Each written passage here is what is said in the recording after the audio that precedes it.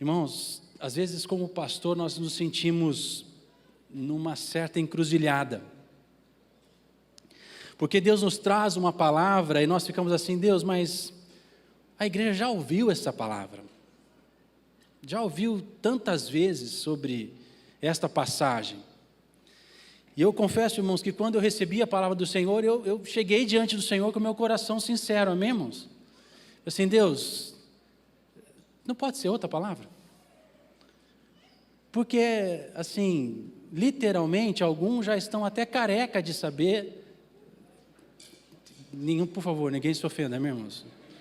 Mas eles já sabem tudo isso.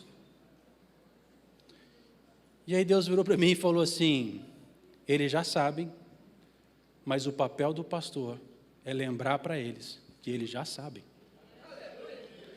Porque você está aí para lembrá-los e relembrá-los aquilo que eles sabem. E o papel do pastor é sustentar o coração daquilo que eles já sabem, para que eles vivam aquilo que eles já sabem. Amém? Então meu coração repousa em tranquilidade, porque hoje, nessa manhã, eu só vou relembrá-los aquilo que vocês já sabem, mas oxalá, em nome do Senhor Jesus, nós não sejamos aqueles que apenas sabem, mas que vivem a fé como uma jornada de confiança e obediência ao Senhor, amém? E eu quero convidar você, por favor, a abrir a sua Bíblia no livro de Romanos, no capítulo 4, do versículo 18 até o versículo 21. Romanos capítulo 4, versículo 18 até o versículo 21. E o tema que Deus colocou no meu coração foi fé, uma jornada de confiança e obediência. Amém? Fé, uma jornada de confiança e obediência.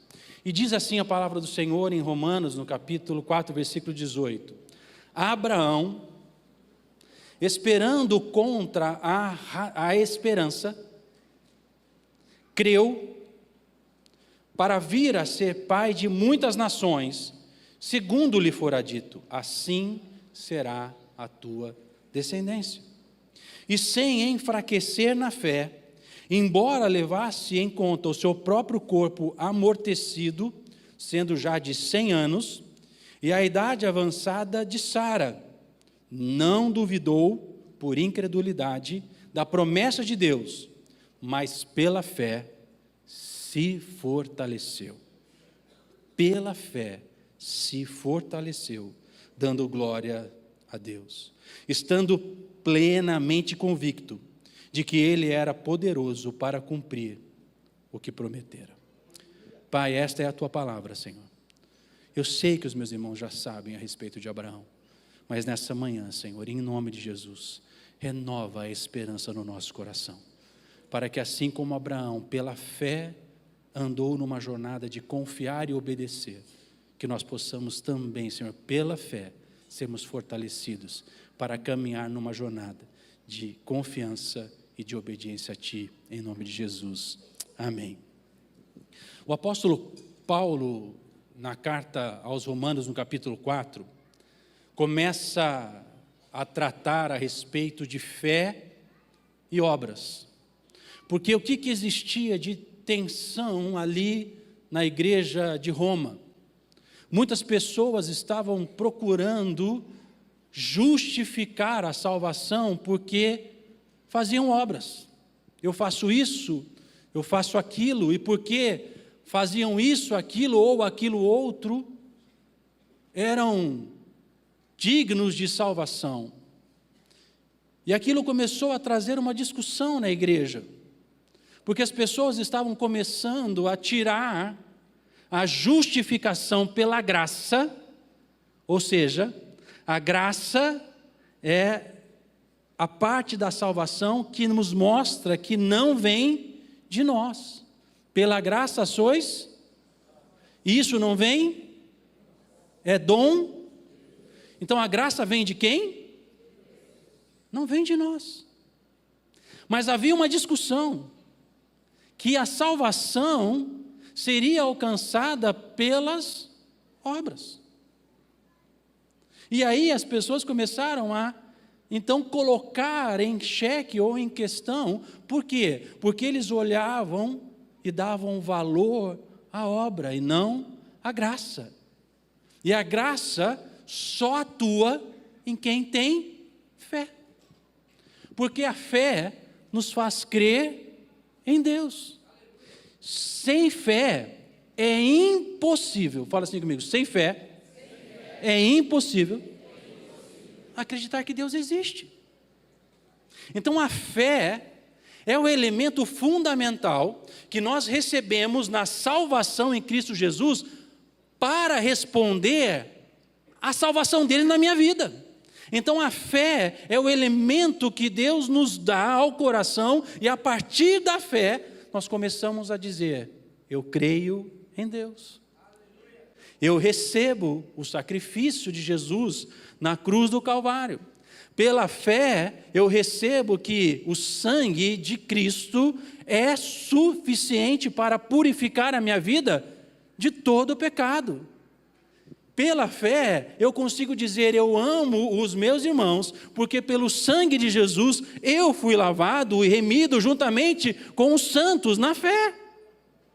Então, pela fé, nós recebemos tudo o que Jesus conquistou na cruz do Calvário. Por quê? Porque sem fé é impossível crer na obra de Jesus.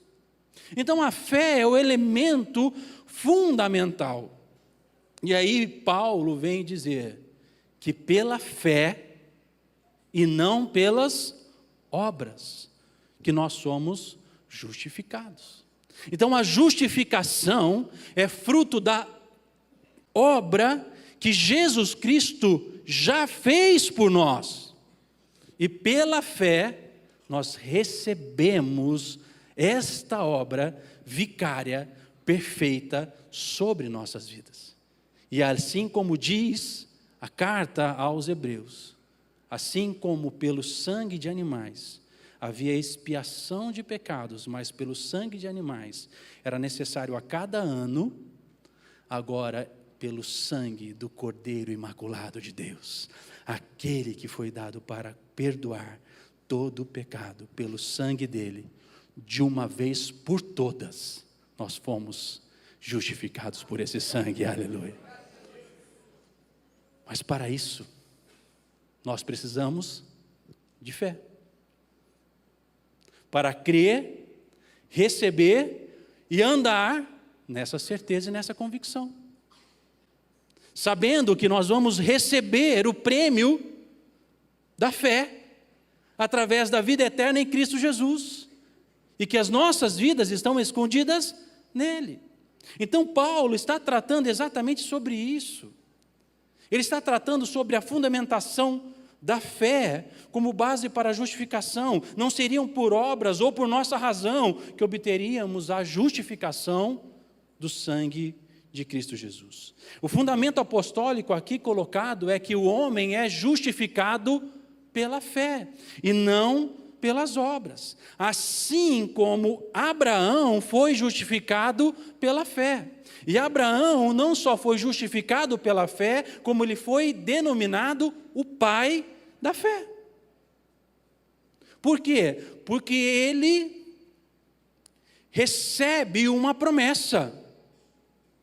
Porém, quando ele olha para a vida dele, cadê a promessa? Deus disse para Abraão: Abraão, eu farei de ti pai de muitas nações. E Abraão olha para Deus e diz assim: eu aceito, mas cadê meu filho? Como é que eu vou ter herança se eu não tenho descendência? E Abraão chega diante de Deus e diz assim: Deus, a minha descendência será o filho do meu servo, porque assim era. Se o homem não tinha descendência, quem assumia a descendência era o filho de um servo. E Deus fala para Abraão: não será assim com você. Meus irmãos, entendam uma coisa. Quando Deus diz, não será assim com você, eu quero dizer uma coisa para vocês, não será assim com você. A promessa foi dada e ela se cumprirá. Pode parecer tardia, mas ela se cumpre. E é interessante, porque Abraão recebe pela fé a sua descendência. E ele passou a acreditar na descendência. Só que tem um probleminha, né? Então, por que o apóstolo Paulo usa a figura de Abraão? Porque a figura de Abraão para os judeus era uma figura de alta estima. Como ele era considerado um homem de fé e que andou de fé, os judeus tinham ele em grande estima, mas olhavam para ele como uma figura de uma religiosidade da Torá. E aqui, explicando claramente, a Torá significa o livro da lei. Então eles olhavam para Abraão e diziam assim, Abraão alcançou porque andou na lei. A lei mata, a lei condena, a lei sentencia. Pela lei nós não alcançamos salvação. A salvação vem pela graça que foi cumprida na lei sobre Cristo, porque ela se cumpriu em Cristo, nós recebemos os benefícios da graça, que é, nós somos justificados pela graça e pelo sangue do Cordeiro.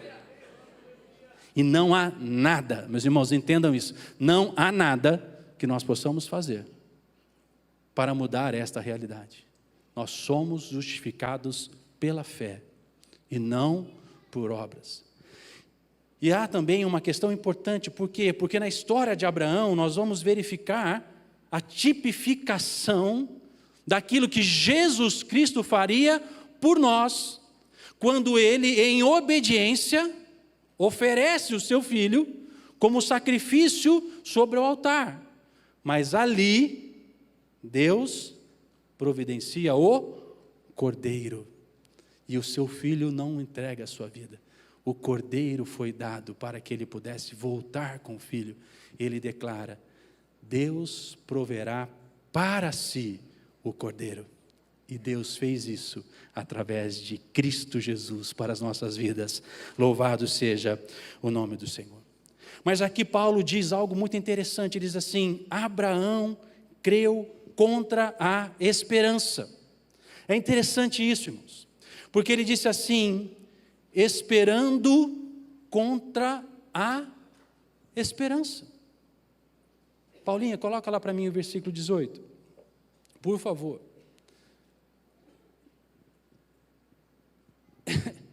Irmãos, Abraão sabia que ele tinha 100 anos, amém, irmãos? Irmãos, fazer filho com 100 anos de idade é tenso, irmãos. E a sua mulher, com 90 e tralalá.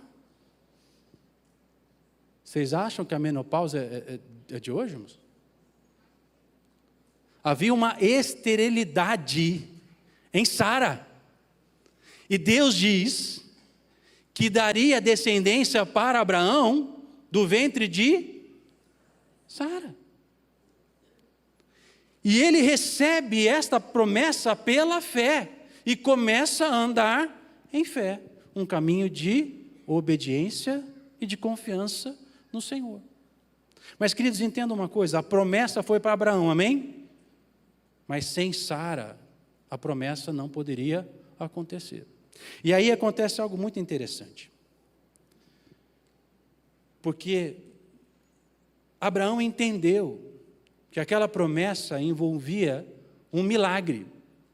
Porque ele já sentia o peso da sua idade e ele sabia da esterilidade.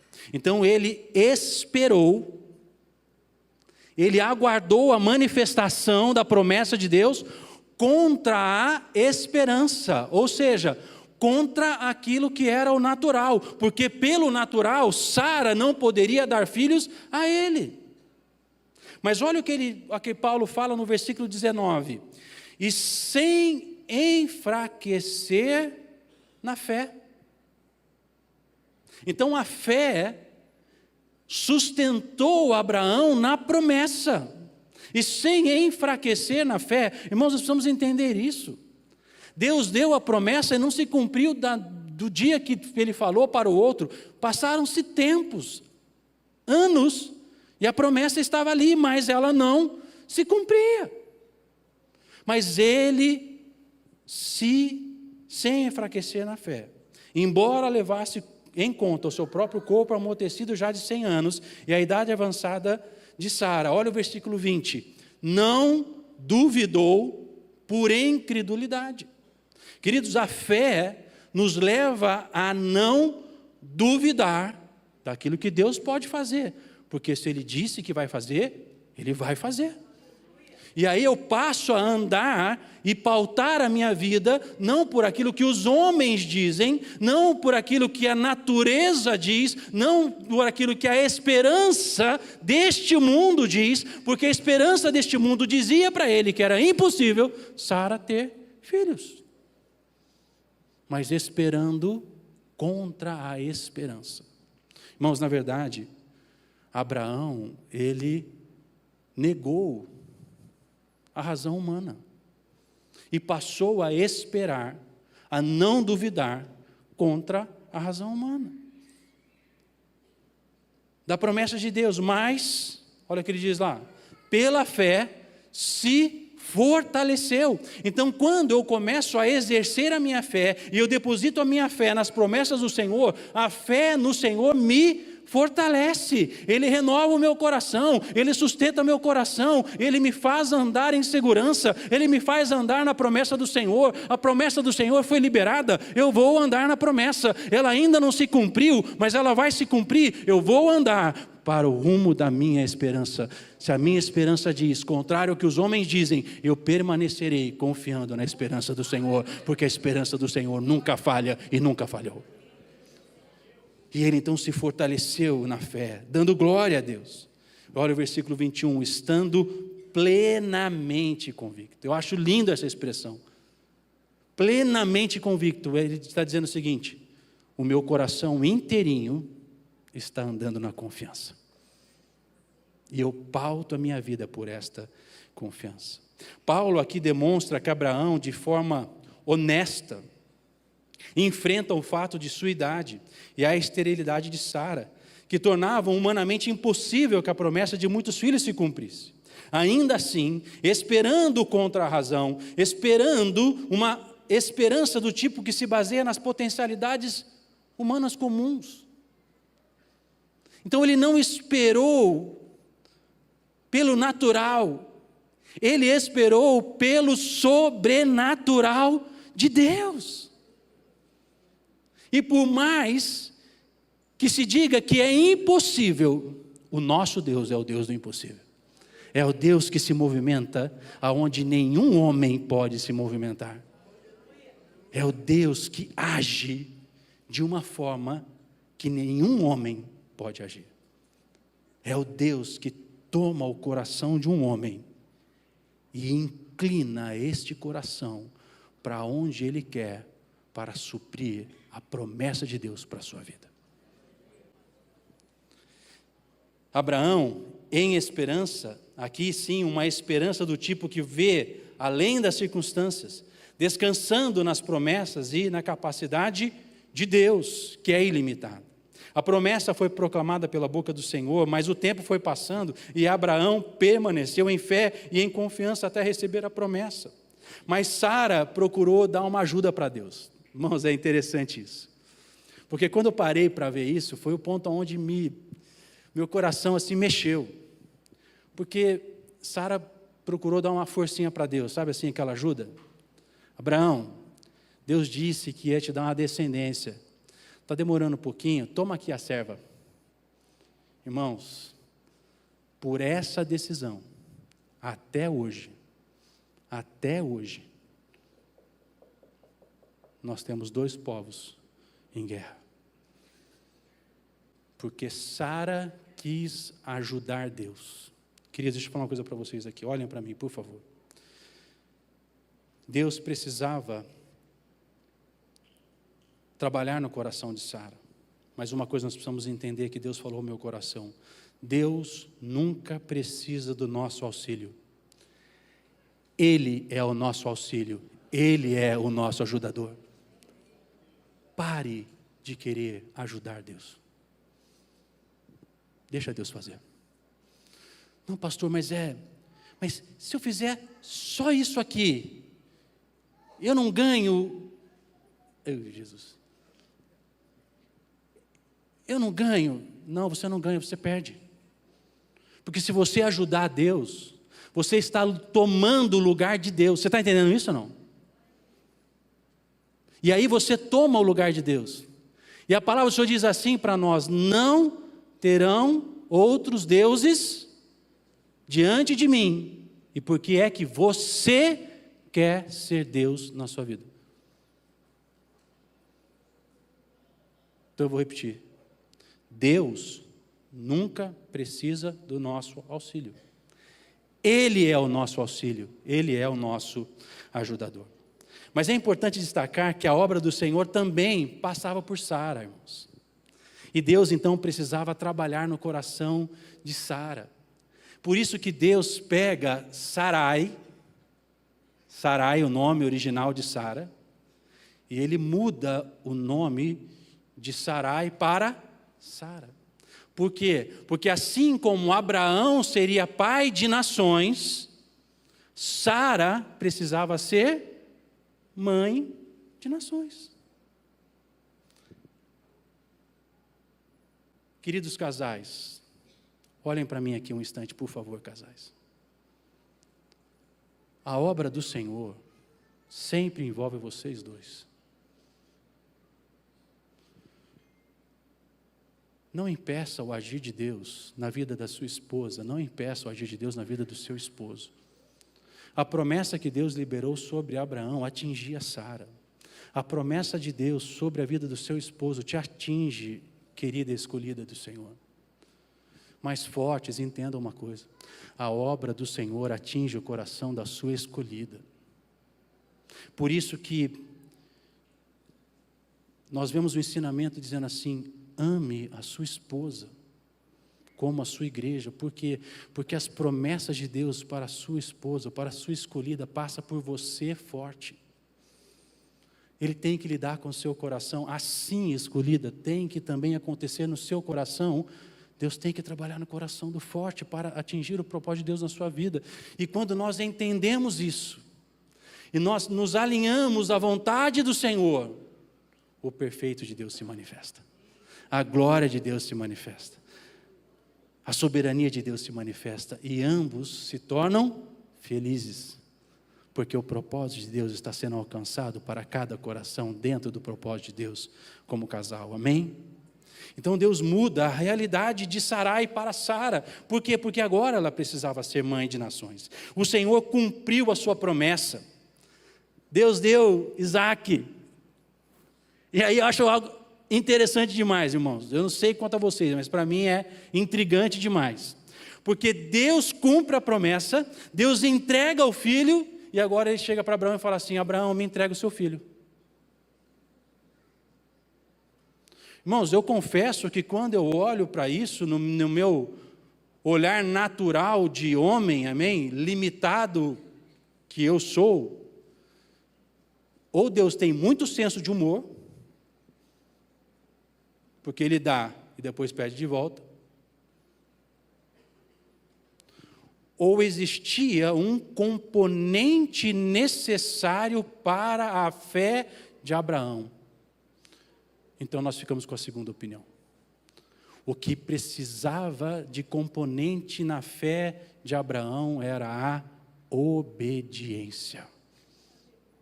Deus deu a promessa e Deus requisitou dele a obediência.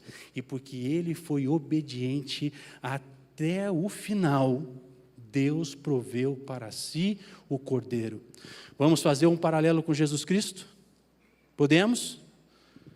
Aquele que obedeceu até a morte e morte de cruz, foi considerado Cordeiro imaculado por nós. Você consegue entender? Abraão andou em obediência, Jesus foi obediente. Abraão foi até o final, porque ele levanta o cutelo e naquela hora Deus diz: Abraão, eu provi para vós o Cordeiro. E quando ele olha para trás, o Cordeiro está ali. Queridos, o caminho da fé exige obediência. Saber que Deus é quem provê para si o Cordeiro. A fé é uma jornada que muitas vezes não sabemos para onde iremos. Pastor Álimo Bifitu disse muito claramente isso aqui no retiro de pastores. A fé não é se mover naquilo que nós sabemos, a fé é se mover naquilo que nós esperamos. E nós esperamos, assim como Abraão esperou contra a esperança. Nós esperamos para que Deus faça e cumpra a sua promessa. Ainda não alcançou a sua promessa, descanse no Senhor, espere no Senhor, aguarde no Senhor, fortaleça a sua fé, renove a sua fé no Senhor, ande em fé, exerça a sua fé, cuide dos outros, ande em obediência. Deus vai manifestar a promessa dele no tempo oportuno dele sobre a sua vida. E isso significa que ele está trabalhando para que você possa exercitar a sua fortalecida nele. Mas ao final, porque confiamos e obedecemos, porque descansamos nas promessas e naquele que fez a promessa, nós colhemos os frutos e recebemos a promessa do Senhor. Lembre-se do que a palavra do Senhor nos ensina: a sabedoria de Deus. A sabedoria de Deus é loucura para os homens. Irmãos, isso é importante porque muitas vezes nós vamos ouvir frases desse tipo assim, ó: rapaz, por que você está esperando isso? Por que você não faz isso? Por que você não faz aquilo? Por que você não vai lá no banco? Irmãos, o nosso Deus é Deus provedor. Se Ele te der essa estratégia, fique tranquilo, porque tudo vai correr no curso natural e isso vai chegar na sua mão.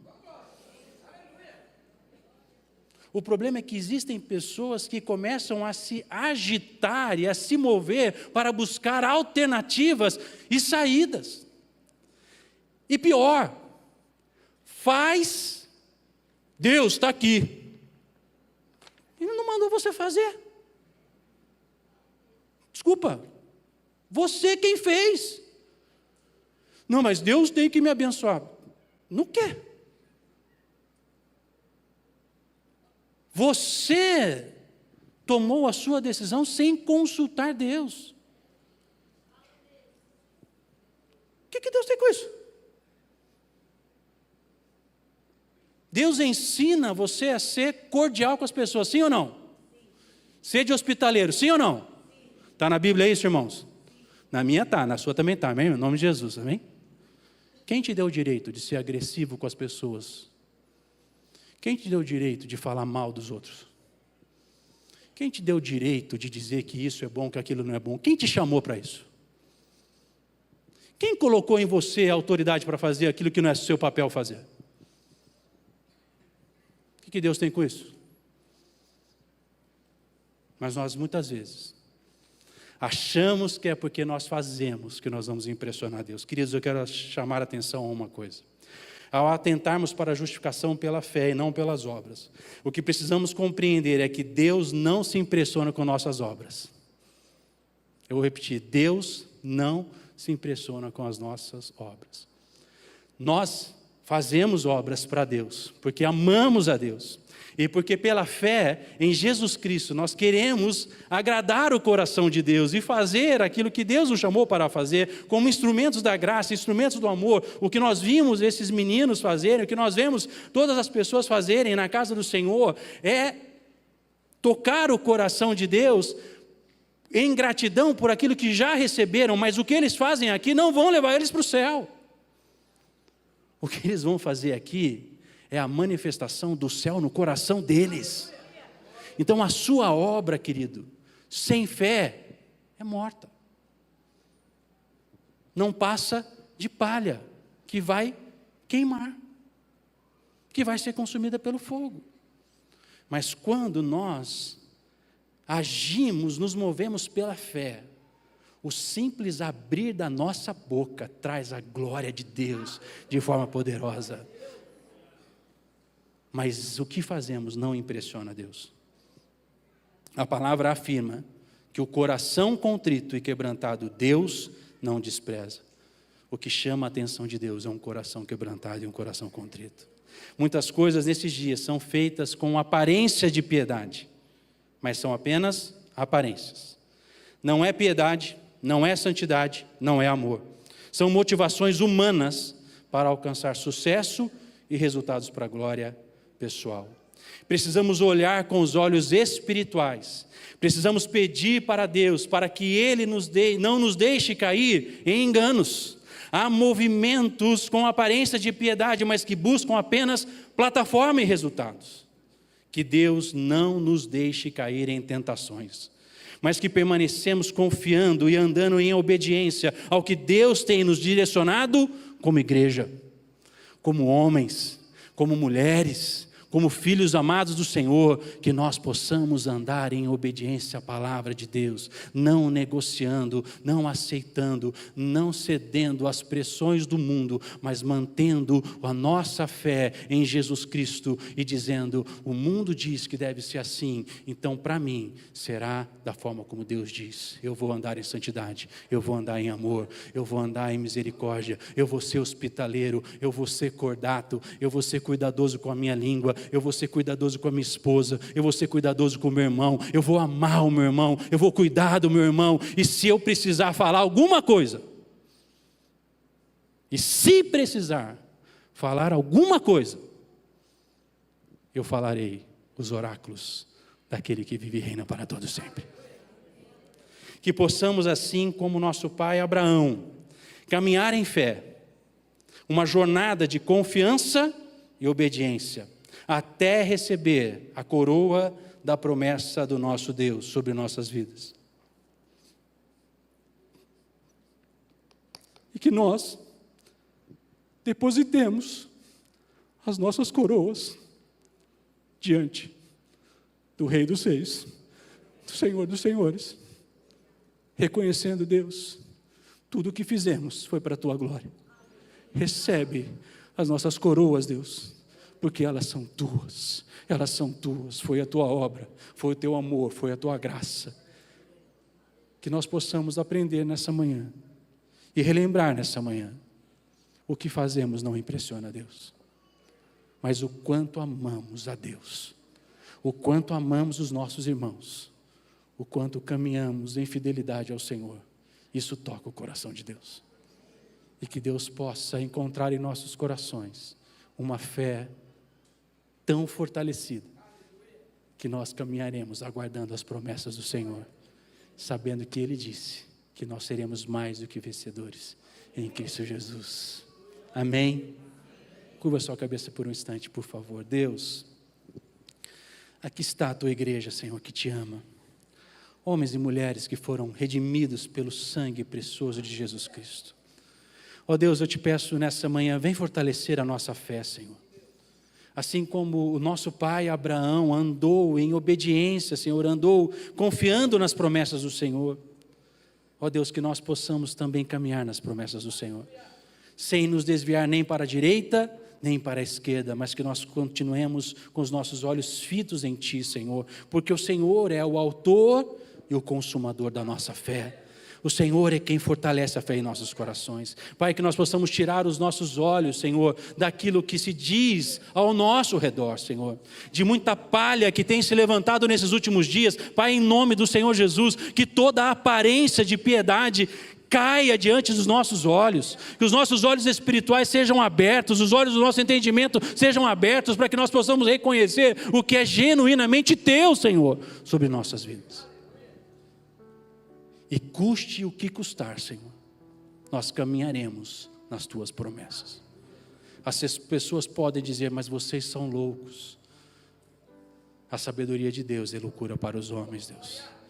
Que nós sejamos loucos pela Tua presença, loucos pelo Teu amor, loucos para viver debaixo da Tua graça. Mas nós sabemos, Deus, que nós não somos loucos, que na verdade isso é a manifestação da sabedoria de Deus em nossos corações. Por isso, Pai, eu te peço algo, que a Tua sabedoria, que o Espírito de sabedoria do alto céus venha agora sobre nós, Deus, nessa manhã, e fortaleça e renove a nossa fé, em nome do Senhor Jesus. Amém, amém e amém.